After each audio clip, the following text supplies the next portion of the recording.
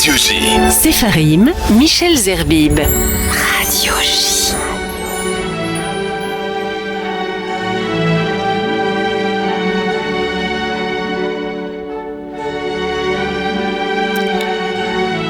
Sépharim, votre émission qui parle des livres, parfois du livre avec un grand L sur Radio J. Michel Zerbib au micro pour un nouveau numéro de votre émission avec des écrivains engagés, forcément engagés sur Radio J. Comme dit la Bible juive, pas par le glaive mais par la force de la parole. L'idéologie et la culture woke, vous entendez parler bien sûr de ça, avec sa panoplie de mots incompréhensibles pour le commun des mortels et qui sont souvent vides de sens. On va en parler avec notre invité Jean Slamovitch. Bonjour. Bonjour Michel. Jean Slamovitch, vous êtes professeur des universités, normalien, agrégé d'anglais, vous êtes linguiste, et on va voir que ça a son importance, traducteur littéraire, notamment de polar. Vous êtes également producteur de jazz, on y reviendra sans doute dans la deuxième partie de notre émission. Et vous avez notamment écrit Le sexe et la langue en 2018, Jazz Talk en 2021. Et on se souvient de ce livre, Détrompez-vous, les étranges indignations de Stéphane Hessel. Déjà, nous avons la puce à l'oreille. C'est une réponse à l'indignez-vous de Hessel. Et puis arrivent les moutons de la pensée, nouveau conformisme idéologique. C'est votre dernier livre.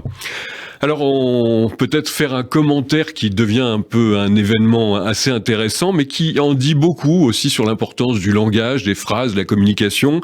C'était jeudi 3 novembre 2022 à l'Assemblée nationale. Les mots, la grammaire, l'idéologie ont eu de l'importance dans une sortie d'un député Rassemblement national qui disait qu'il retourne en Afrique. Alors, c'est intéressant ça pour à la fois le linguiste, mais aussi l'intellectuel engagé. Ce qui est intéressant, c'est de voir que on a largement fait semblant de ne pas comprendre quel était le sujet et quel était le discours pour pouvoir s'indigner. Et c'est là où moi je reviens à Stéphane Hessel. Je crois que l'indignation est devenue aujourd'hui le moteur de l'argumentation. Et cet épisode montre bien qu'on va jusqu'à faire semblant de ne pas entendre ce qui a été dit de manière à pouvoir s'en indigner et montrer sa vertu, quoi, tout simplement. Ce qui tue le débat, ce qui tue complètement la possibilité d'un dialogue de bonne foi, puisque la quête du dérapage est tellement payante sur le plan médiatique et sur le plan politique qu'elle devient clivante au point où on ne peut plus finalement parler de quoi que ce soit, parce que la posture morale va prendre le pas sur les argumentations. Donc ce genre de cinéma politique ou médiatique qu'on trouve aussi dans beaucoup d'émissions, on dirait presque que c'est l'objectif de dire tout et n'importe quoi de manière spectaculaire, de façon à ce que le dérapage soit l'occasion de prise de posture vertueuse. Donc, posture vertueuse. Alors, ceux qui s'inquiètent peut-être des assauts déjà de l'idéologie woke, on va essayer de la définir, ont sans doute des motifs de satisfaction et d'espoir avec notamment ce livre que vous faites, Les moutons de la pensée, les nouveaux conformismes idéologiques. Vous commencez par inventorier les termes passe-partout, véhiculés par le nouveau militantisme intellectuel. Il y a décolonisation, intersectionnalité, déconstruction, racisme systémique, transphobie, genre, islamophobie, binaire, inclusion, appropriation culturelle, domination. Évidemment, je pourrais rajouter beaucoup de mots. Alors, pourquoi ces mots, Jean Slamovitch, vous le linguiste, ont-ils fait une telle percée dans le champ politique, le champ culturel? Quelles en sont, selon vous, les causes? D'une part, parce que il s'impose avec une aura d'autorité semi-scientifique. Ce sont des termes un petit peu opaques, et cette opacité, notamment avec des préfixes, des mots composés, eh bien, ça donne l'impression d'être scientifique. Or, il s'agit pas de science, mais de militantisme, sauf que c'est drapé dans ce vocabulaire issu de la philosophie, de la sociologie, le mot déconstruction mériterait une émission entière. On y viendra peut-être d'ailleurs. Mais c'est cette manipulation-là, elle est... en fait, c'est vraiment grâce à Stéphane Hessel que j'ai compris ce qu'était la manipulation rhétorique à des fins idéologiques. D'enrober poétiquement ou scientifiquement, Hessel c'était plutôt poétiquement, mais l'idéologie postmoderniste c'est plutôt dans le scientisme, d'enrober l'idéologie de jolis mots. Il faut jamais oublier que l'idéologie, le politique, c'est, comme le dit Milner, une affaire d'être parlant, c'est-à-dire qu'il n'y a pas de politique sans mise en mots, sans mise en forme, et donc c'est pour ça que c'est important de scruter la logique, les argumentations dont ce vocabulaire qui est quand même très, très homogène. Hein. On voit bien que chacun de ces mots comporte un narratif qui s'impose de manière assez fermée. Et vous dites que finalement chacun de ces mots reviennent à la même idée un peu simple, c'est laquelle vous le dites dans le livre. Oui, il y a de l'oppression, quoi. Voilà, c'est toujours... On est du côté des opprimés. Voilà, et ça c'est Shmuel Trigano, le sociologue, qui le souligne. Il dit que la condition de victime est aujourd'hui source de légitimité. Donc fatalement, on veut à tout prix être victime, et cette espèce de course victimaire génère le fait que tout le monde est une minorité. Hein, et l'enjeu, on voit bien de ce courant idéologique, c'est de jouer sur des identités à la fois de groupe et individuelles pour véhiculer ce sentiment qu'il y aurait un système d'oppression dont il faudrait se libérer. Le problème, c'est que ça se fait indépendamment de toute donnée, c'est plaqué sur toutes les sociétés occidentales et uniquement les sociétés occidentales. Donc on voit bien qu'il y a un parti pris qui ne relève pas justement de l'analyse des données, mais du parti pris. Et on va voir que ça a son importance. Vous êtes professeur des universités, et justement cette idéologie-là est en train de s'installer à l'université. Elle rapporte aussi à certains... On reste un instant sur ces mots. Vous ne ménagez pas ces mots. Vous dites dans ce livre, il y a des notions... Dans ces notions, beaucoup d'imposture, beaucoup d'hypocrisie, beaucoup d'ignorance, auxquelles s'ajoute l'obsession du militantisme. Alors donnez-nous quand même des exemples, là. On sort du cadre purement théorique. Très simplement, je pense que les sciences sociales sont devenues aujourd'hui le lieu d'un grand bavardage, où il s'agit de discourir sur n'importe quoi. Je lisais cette semaine encore des travaux de sociologie sur les anus dégenrés, des choses comme ça, ou l'anus comme laboratoire de pratiques démocratiques. On va avoir des thèses entières qui sont fondées là-dessus, sur cette façon de bavarder sur des objets narcissiques en réalité, sur des identités, sur la représentation. Il s'agit toujours de représentation, de stéréotypes. Là, il y avait un documentaire sur déconstruire le mythe de la Parisienne. On s'attaque à des choses symboliques. La Parisienne, avec l'article défini, mais elle est où? Enfin, qu'est-ce qu'on lui veut? Qu'est-ce qu'on va faire? C'est comme le barbecue, viriliste. On va s'attaquer à des choses qui sont en réalité symboliques, mais on a tous ces universitaires qui, du coup, investissent le politique par une lecture symbolique. Il y a plus que ça, en fait. C'est ça que je vous appelais le vide de la pensée. Oui, et puis ce sont toujours des concepts qui sont non seulement qui ne sont pas fondés sur des données ou sur des données perverties, mais qui vont en plus toujours aller dans le sens de dénoncer les injustices. Donc en fait, ce sont des sciences qui ne décrivent plus, mais qui luttent et qui le proclament. C'est le culte de la dénonciation. Oui, et en fait c'est un a priori, c'est-à-dire que ce sont des recherches qui sont conçues pour dénoncer, pour lutter.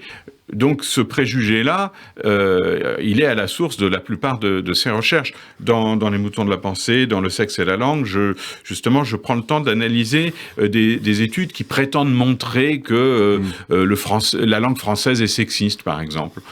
Et qui sont repris par les médias. Hein. C'est ça, vous ne supportez pas ces choses-là, ces nouveaux, ces accents graves qui vont dire qu'il y a un surplus, que c'est pas l'égalité homme-femme. Il y a des choses tout à fait incroyables, qui sont enseignées aujourd'hui à l'université. Ou qui sont proposées, en tout cas, on va dire que l'accent aigu est comme un pénis, des choses comme ça qui n'ont aucun sens par rapport aux sciences du langage, bien sûr, mais qui se développent. Là encore, on a un jargon qui est vraiment scientiste, qui intimide. Hein. C'est une technique rhétorique d'intimidation. Et en réalité, derrière, il y a une posture morale. Il s'agit de montrer qu'il y a une interprétation vertueuse de la langue et qu'il y aurait de méchants réactionnaires qui ne voudraient pas accepter cette nouvelle conception de la langue. Alors Jean Slamovitch, vous êtes notre invité. Les livres Les moutons de la pensée aux éditions Serre, on parle de ces formules woke, éveil, qui ouvre la voie à une carrière universitaire. C'est ce que vous écrivez dans ce livre. Un financement plutôt de bourses, de participation à des conférences, des colloques. Des comités d'éthique, des observateurs ont surgi dans les universités. Ils jouent le rôle d'anciens commissaires politiques, comme à l'époque du stalinisme. La censure. Alors, par exemple, il n'est pas correct de dire, on peut donner ces exemples, la colonisation de la planète Mars. Oui, c'est comme si on voulait réduire le sens des mots à un sens idéologique unique. Le mot colonisation, c'est intéressant. Il a des dizaines d'emplois historiques, descriptifs, mais aujourd'hui, on veut lui appliquer uniquement une seule interprétation. Là encore, l'article définit la colonisation. Il est bien entendu qu'il ne s'agit que d'une seule colonisation, la colonisation occidentale, alors que le fait colonial est un fait anthropologique qui existe depuis des millénaires. Bien sûr que tous les peuples se font la guerre, se colonisent, se mettent en esclavage, sauf que aujourd'hui, on va donner une interprétation unique, et c'est là encore le biais initial de tous ces discours, c'est de sélectionner. C'est ce biais sélectif qui va donner une lecture très particulière. Alors l'idée que nous vivons dans une société patriarcale, ça y est, j'ai lancé le mot, ça conduit à valoriser le féminisme. En ce sens, c'est plutôt bien, c'est positif. Alors que le masculinisme, dites-vous, a dès le départ des connotations négatives. Mais chez ces intellectuels-là, l'islam, la religion musulmane, échappe curieusement à la critique. On prend la théorie, je cite une des théoriciennes féministes mondialement connues, Butler, qui déclare même que les femmes qui résistent aux talibans jouent le jeu de l'impérialisme culturel américain. Oui, alors déjà cette façon de poser de manière totalement binaire le féminin et le masculin, c'est le féminisme qui serait une vertu et le masculinisme dont je ne vois personne se recommander de cet ordre-là. Ce sont des façons totalement trompeuses de poser des questions, et ce sont des façons d'axiologiser, d'avoir un axe positif-négatif. Bon, dès qu'on est dans l'islam n'est pas touché parce que les musulmans sont censés être les dominés aujourd'hui. Voilà, il y a une distribution du caractère victimaire qui est articulée à des identités de manière complètement essentialiste. C'est-à-dire que si vous êtes ceci, alors vous êtes dans le camp du bien. Si vous êtes cela, non. Cette façon de distribuer des identités, elle est là aussi complètement perverse. Elle est morale. Elle ne relève pas de la description sociologique. Et elle manipule les mots pour qu'ils aient une valeur narrative, en fait. Comme le mot colonisation, qu'on voit appliqué aujourd'hui aussi bien, finalement, à Israël qu'à la France. La France est un État colonial qu'il faudrait décoloniser. mais c'est cette perversion du mot colonisation, c'est-à-dire que ce serait des colonies matérielles, mentales et plus territoriales. Bon, on est dans de la manipulation conceptuelle. Hein. Alors, c'est vrai qu'on parlait du patriarcat, le grand mot lancé, c'est ça l'ennemi aujourd'hui pour ces intellectuels-là, pour même ces universitaires. Un autre slogan est celui d'inclusion. C'est un mot qui est utilisé d'ailleurs sans modération, sans justification. L'obsession de l'inclusion et la prétendue écriture inclusive. Ça a encore pas mal d'adeptes, mais là vous êtes parti en guerre contre ça, Jean Slamovitch. En général, effectivement, je m'insurge face aux mensonges. Or, prétendre que les mots masculins et féminins appliqués à des signes linguistiques, ça serait l'équivalent de l'organisation sociale, c'est complètement fou. Ouais, c'est comme si les signes devaient absolument vérifier quelque chose, refléter un état de la société. C'est pas comme ça que marche le langage. Hein.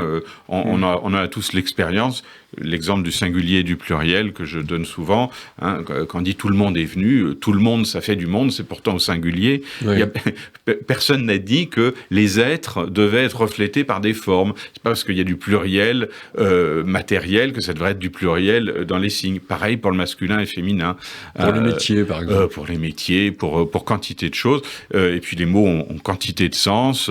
Un fournisseur, ça peut être un homme ou ça peut être une entreprise. Ça peut être... Bref, le langage n'est pas une nomenclature, hein, la langue n'est pas une nomenclature, et surtout, elle n'a pas un contenu moral. Hein, prétendre, par exemple, que le français est sexiste, c'est stupide. On peut être féministe en français, de la même façon qu'on peut être juif en français ou antisémite en français. C'est pas la langue qui décide de ce que vous pensez, et c'est là où on a un vrai mensonge, pour le coup, scientifique, philosophique, anthropologique. Non, ce n'est pas la grammaire qui va décider du contenu de votre pensée. Ça va un peu loin, hein, cette réflexion sur la grammaire. C'est complètement mystique, c'est complètement illuminé de penser des choses pareilles. Le philosophe Vladimir Jankélévitch, il opposait l'ignorance. Il disait l'ignorance, c'est pas grave, hein, vous savez pas, bon, vous apprenez, après vous savez, il vous manque un fait, un chiffre, ouais. Bon voilà.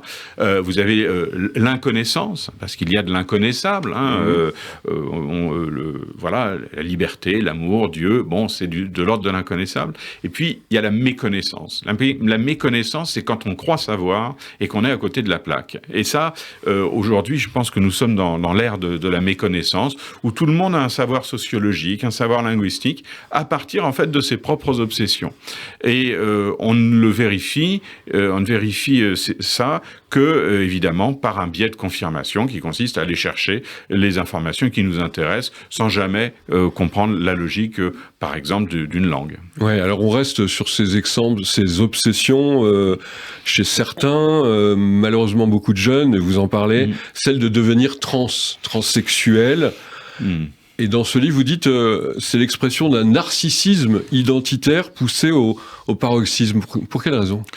Oui, c'est-à-dire qu'aujourd'hui, il y a une obsession de l'identité. Hein. Chacun, encore une fois, est dans une course victimaire. Et on a notamment tout un discours sur le genre qui est devenu assez qui s'est imposé au point où des psychanalystes comme Caroline Eliatchev et Céline Masson ont été empêchés de faire une conférence à Genève. Les militants disaient que leur discours ne devait même pas être audible. Il ne fallait pas simplement qu'elle puisse s'exprimer. On voit qu'il y a la dénonciation, l'interdiction, le militantisme comme ça, oppressif. Vous avez raison, Jean Slamovitch, de comparer ça un peu au commissaire politique de l'époque. On est en compagnie de Jean Slamovitch, linguiste, écrivain, essayiste, les moutons de la pensée nouveau conformisme idéologique. On va continuer à en parler après cette petite pause musicale.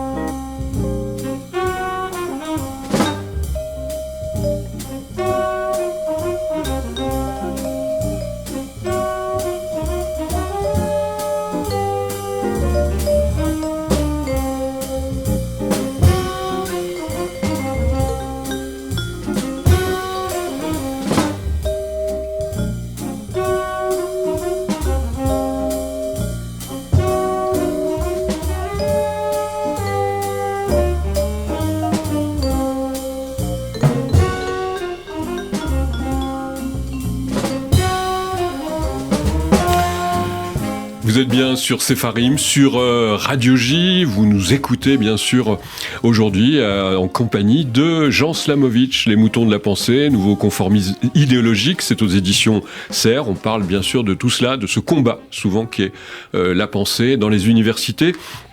D'ailleurs, Jean Slamovitch, dans la deuxième partie de ce livre, vous consacrez cela au révisionnisme culturel. Des exemples d'ailleurs surprenants, on a parlé tout à l'heure des privilèges masculins, il semble que les mathématiques soient un instrument du patriarcat, l'utilisation des majuscules, vous le disiez, est une forme d'oppression. Il y a eu donc dans la langue même, dans l'orthographe et la grammaire, des incursions de ce type. Au Canada, par exemple, des médecins autochtones ont reçu des subventions car les facteurs de risque du cancer sont aussi des symptômes du colonialisme. Des symptômes du colonialisme. Oui, c'est à partir du moment où on a une lecture symbolique des choses. Oui, le cancer est colonial, la gastronomie est coloniale. Il y avait, je ne sais plus quel sociologue qui disait que la gastronomie française était un instrument du colonialisme. On se rappelle récemment comment Fabien Roussel avait scandalisé son camp politique en évoquant simplement une bouteille de vin. Et on voit cette façon, au Canada aussi, il y a eu une fac qui a interdit l'usage dans sa communication des majuscules, parce que la majuscule est une hiérarchisation et qu'il ne faut pas hiérarchiser. Et la seule majuscule utilisable, c'est pour le mot autochtone. Ah oui, autochtone. Et là, elle est utilisable parce qu'elle constitue une sorte de rééquilibrage politique. Donc, on voit qu'effectivement, c'est une configuration qui est fondamentalement anti-occidentale. C'est et c'est aussi bien sur les questions décoloniales que sur les questions de genre. Il y a même aujourd'hui, je vous donner un exemple très parlant de ça, des revues scientifiques qui veulent pratiquer ce qu'ils appellent la justice citationnelle. Alors, la justice citationnelle. Eh oui, ça veut dire qu'il faut pas citer que des hommes blancs d'un certain âge. Il faut équilibrer dans les bibliographies, dans les références scientifiques, les identités. Donc il faut qu'il y ait autant de femmes que d'hommes, autant de racisés, c'est le mot qui est employé, que de blancs, etc. Vous avez maintenant des revues scientifiques, et je parle de sciences dures, je parle pas de sciences humaines, qui vont demander aux contributeurs, aux gens qui proposent des articles, de donner leur identité raciale ou sexuelle, afin de les favoriser. C'est dit explicitement, c'est considéré comme une forme de rééquilibrage. Donc, on a le développement de ce précisionnisme-là de la catégorie identitaire, qui est une sélection raciale, ni plus ni moins. Ça fait peur, c'est du racisme. Finalement, c'est ça. Alors, on parle beaucoup de décoloniser, déconstruire. On aurait pu faire une émission sur le mot déconstruire. Il faut déconstruire tout ce qui s'est passé. Tuer un petit peu la culture, finalement, pour résumer les choses de façon propre. Alors, le privilège blanc, il est admis pour tout le monde qu'il y a un privilège blanc, qu'il n'y a pas de racisme anti-blanc. Alors, dans ce cas-là, la décolonisation devient une nécessité urgente. Les Européens, vous le disiez, sont stigmatisés à jamais. Ils ont pratiqué la traite des esclaves, c'est vrai, dans le passé.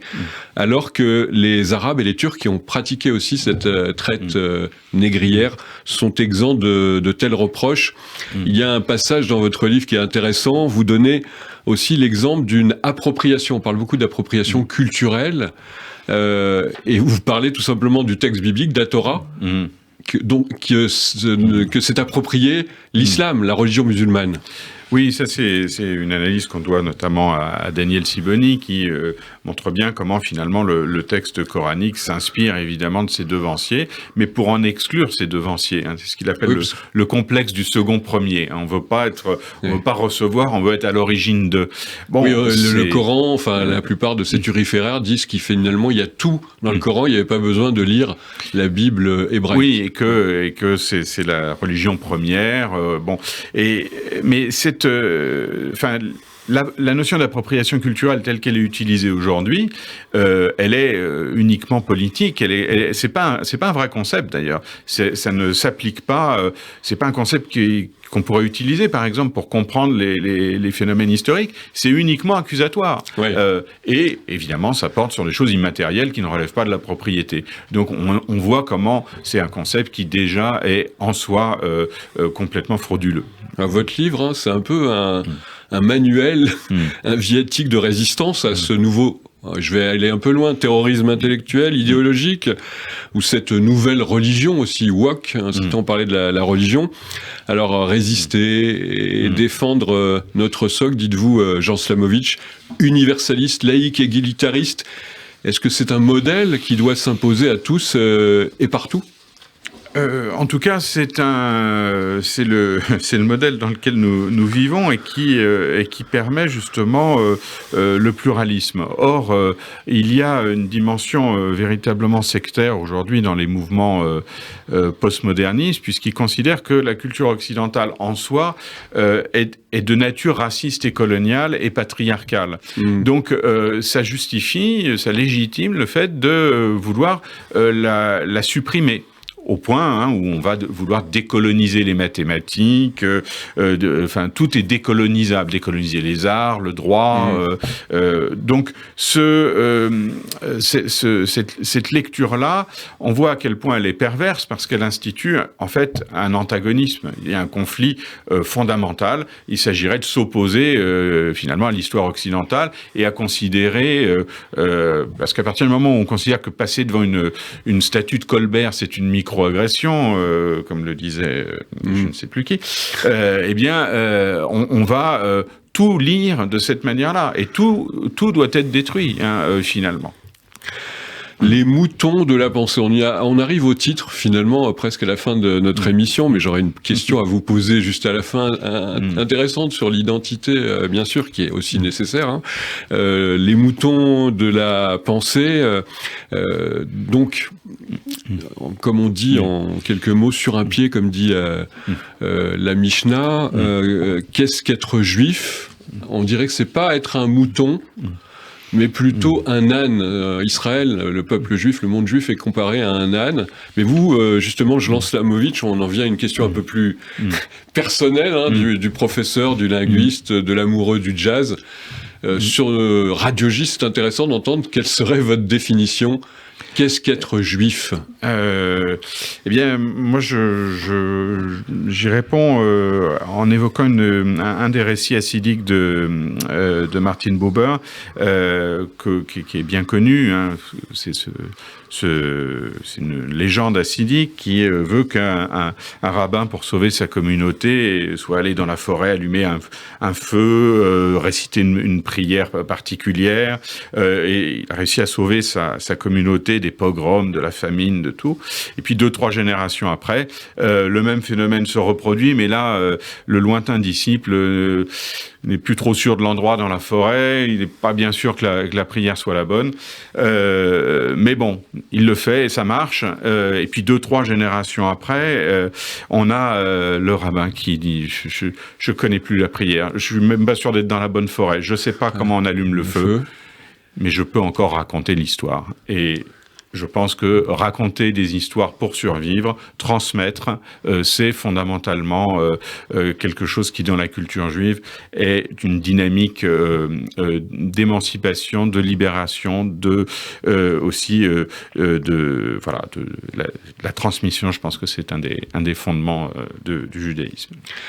Eh bien, c'était un plaisir de vous recevoir, Jean Slamovitch, pour ce livre, Les moutons de la pensée, nouveau conformisme idéologique, paru aux éditions du CERF. On aura l'occasion sans doute de reparler aussi de la collection que vous dirigez chez Intervalle, avec des livres de Pierre-André Taguieff, Shmuel Trigano ou d'Hubert Ekman, qui sont d'ailleurs souvent des invités aussi sur ces ondes de Radio J. Merci à vous tous de nous avoir suivis et à très bientôt pour une nouvelle émission de Sepharim.